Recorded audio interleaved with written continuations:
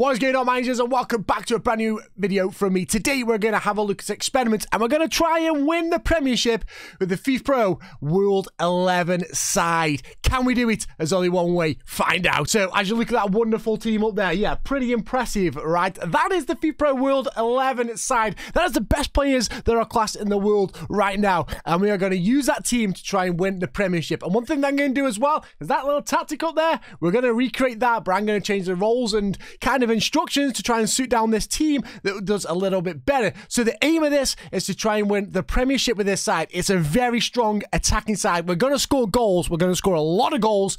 Just that defensive duties I'm a little bit scared of. Hakimi and Cancelo as our centre-backs.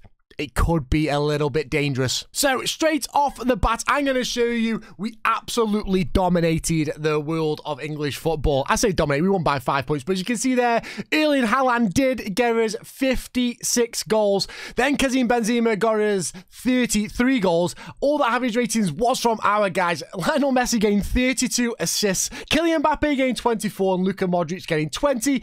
And the yellow cards was Casemiro, absolutely was. But we weren't in the clean sheets. So you want to have a look at the tactic that we used. This is the tactic that we used, a 3-3-4. I think that's how you go it, but we did manage to get Hakimi and Cancelo playing as them centre-halves there. Well played for them as well to dig in and get us pretty much a solid couple of results here. We did have them just as normal centre-halves. I didn't want them getting anything too crazy, dribble less, anything like that, purely because we were a bit struggling. If they went forward, we did put Casemiro on the halfback just to drop back and then become that extra centre half there for him. Easily done, just no dribbling, nothing like that, nothing silly, just sit back. There we go. We had De Bruyne and Mazzola, had to play him. It's his best position. That's what he plays, that Mazzola. So I put him into that position, help out with it there as Luka Modric becomes that roaming playmaker for us, trying to create stuff for these boys as Mbappe and Messi become our inside forwards on the wing, and Haaland and Benzema as they're pressing forward and an advanced forward. There's literally no instructions on any of these guys I have added because I didn't really need to do that on any of them. These guys are all influential and high skillful players that we just did not need to do anything like that for them. We did play attacking style of football as well, purely because this team is so strong and so attacking. That's what we went for. As you can see here, we went for shorter passing, a higher tempo, run at the defenders as well. That was more for like Mbappe, Messi, Benzema, Haaland, and then obviously De Bruyne as well. We passed into space because we had so much space as well. We played out of defense, got that 3 centre-halves all involved there as well. We counter and counter-pressed, whilst also having a very high line, a high pressing line of defensive line as well, and then we much more pressing, and we also prevented the goalkeeper distribution. This actually got us a lot, and I want to try this with like a normal side now. Now, obviously, you have got Van Dijk that's not going to be at Liverpool. You've got Casemiro not at Manchester United, Haaland and De Bruyne not at Manchester City. So we are kind of taking them away from him. Obviously, Cancelo's moved anyway to Bayern, so that doesn't really count.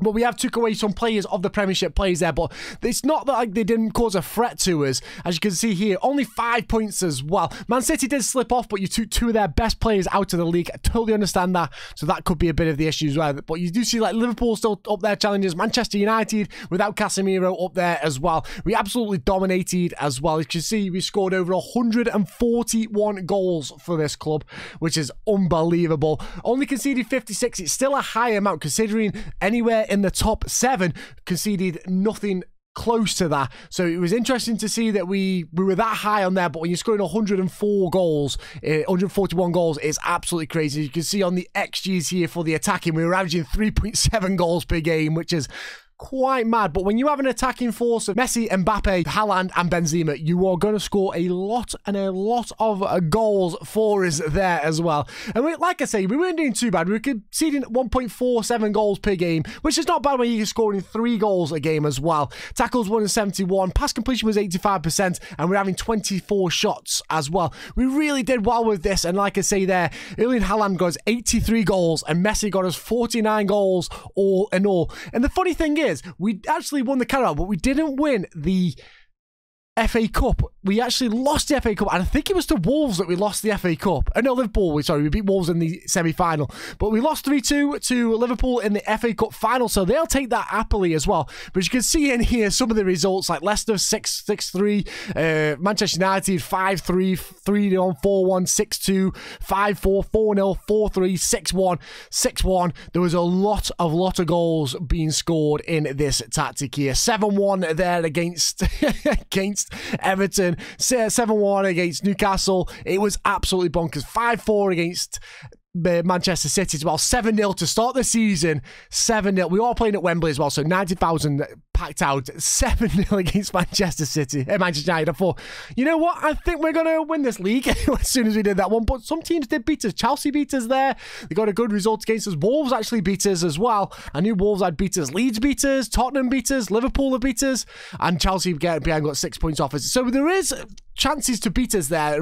We're not going to be undefeated all the way through every season with this, but that's just because of the lacking of defence in the final 3 that are in there as well. So let's show you some goals, see how we were scoring and what we were scoring. You will see the build-up play a lot here. As you can see, we have the back 3 there, and we also have Casemiro just sitting nice and deep for us there, just introducing like that back 3. And when you got Messi scoring goals like that, you don't really have to worry. As once again, Mbappe getting Messi getting involved as well, moving around all the way around, and Kevin De Bruyne as that Mazzala getting into the box. Beautiful play from him. We love to see stuff like that as we move this ball around. Modric to De Bruyne yet again. The linking up play of the midfield is absolutely crazy. Penalty gets De Bruyne the hat-trick as well. Mbappe using that running defenders as he finds Haaland and cheekily just over the top there finishes him off. And it's just how we were conceding and scoring a lot of goals just like this. The build-up play and the passing movement was unreal with this team. Absolutely unreal. But when you got the best players in the world, it's definitely going to do that for you. Once again, you can see the ball coming in there. Edison with a very poor defensive duty there, putting the ball out. I don't know why he did that or how he did it. It was a bit weird, but Messi using his dribbling ability there, finding De Bruyne, and Haaland just rifles the ball in the back of the net. And we were beating these teams, like I say, quite comfortably. 2-1, I know you see there, but as you can see, for the goals on target, the shots on target, 22 shots, 12. We were absolutely just destroying these teams. And that's kind of what happens really with this team. One thing I will say though, guys, you will probably look at this up here. You can see the editor is on. I was getting rid of injuries. That'll be the first thing that I'll say there with that one, purely because when we added this team in, we didn't actually have substitutions, so all the players there are grayed out. If there was a foul or an injury in the game or a red card, I need to make a change, a grayed out player would be introduced into the team. It's just after the game I would remove the injuries. Fatigue and everything like that stayed the same, so if we had 2 games, one on Saturday, one on Wednesday, we would play them games no matter what. Even if the fatigue was down, I would still play the same 11 here that we saw here.